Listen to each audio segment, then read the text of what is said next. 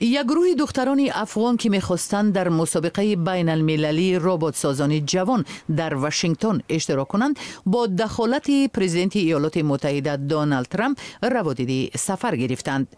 روز 12 ایول سخنگوی کاخ سفید ساره هاکابی ساندرز گفت که 6 دختر از هرات افغانستان امکان دارند 16 ایول در سبقت بین المللی ربات سازان جوان در واشنگتن اشتراک کنند. دپارتمنت دولتی آمریکا درخواست ویزا برای این دختران را 2 دفعه رد کرد و با این سر و صدای زیاد را به بار آورد. ما خیلی ناراحت شدیم از اینکه ویزا دریافت نکردیم.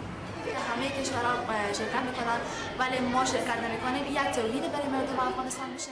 به گفته این نمایندگان کاخ سفید، این دختران در حال روادید 10 روزه سفر به امریکا را دریافت کردند که پرزیدنت ترامپ به مشکل آنها توجه نمود.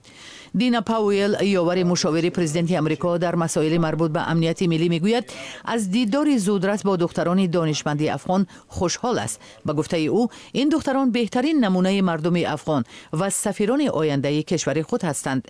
منعقدان شکایت داشتند که رد شدن درخواست ویزای سفر دختران افغان به مردم آن کشور پیام منفی می‌فرستد، در حالی که سربازان آمریکایی در آن سرزمین هنوز با طالبان جنگجوی که مخالف تحصیل دختران بودند دست به گریبان هستند. ما در آینده هدف‌های خیلی بیشتری داریم، یعنی ربات‌های بیشتری می‌سازیم. تنها ربات ما نبود و می‌تونیم با او پیشرفت‌های خیلی زیادی بکنیم.